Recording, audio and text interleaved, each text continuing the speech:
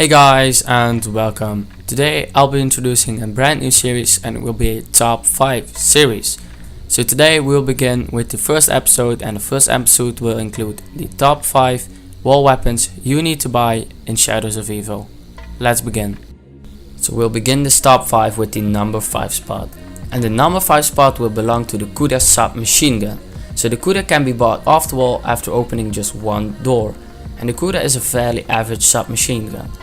But that's a problem with the Kuda, that's why it only comes in at the number 5 spot. That is just average, it doesn't have that one thing that makes it stand out and that makes it special. So that's why the Kuda is at number 5. So coming in at that number 4 spot will be the VMP submachine gun. Now the reason this weapon is on this list is because it's very effective on every single round. So in the beginning rounds it will get you some kills, which speaks for itself. But even in the later rounds you can still get some points with it and do some damage. So that's why the VMP comes in at the number 4 spot. So at the number 3 spot we have the M8A7 assault rifle. This is a 4 burst assault rifle and it is 1 burst headshot in the early rounds. So that's what makes it so effective. It's a burst weapon, so you won't be wasting any ammo in the later rounds where ammo is crucial. So that is why the M8A7 comes in at the number 3 spot. So coming in at the number 2 spot will be the KRM shotgun. Now Shadows of Evil is a fairly close quartered map, so if the box won't give you that haymaker or the brekkie, what do? You buy the KRM. The KRM is a one shot body shot until round 10, and if you put double tab on it and you pack a punch it, you won't even notice the pump action and it becomes more sort of an automatic shotgun. So that's why the KRM is at the number 2 spot. So before we go to that number 1 spot, I wanted to give some honorable mentions. So the first honorable mention will be the Vesper.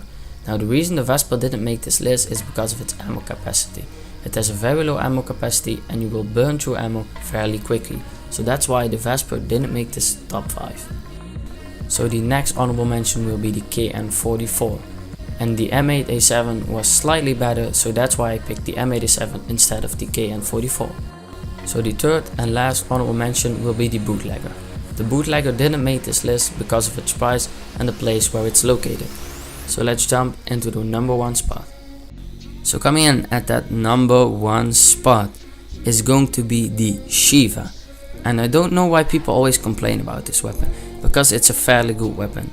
If you pack a punch it and you put double tap on it, never mind, let's go to the number 1 spot. So at the real number 1 spot it's going to be the HVK30. Now there are a couple of good things about this weapon. The number 1 thing is that it has a clear iron sight, which is good for headshots. If you pack a punch this weapon it has a 60 round mag, which is a lot for an assault rifle. This weapon has a good damage output and a good handling speed.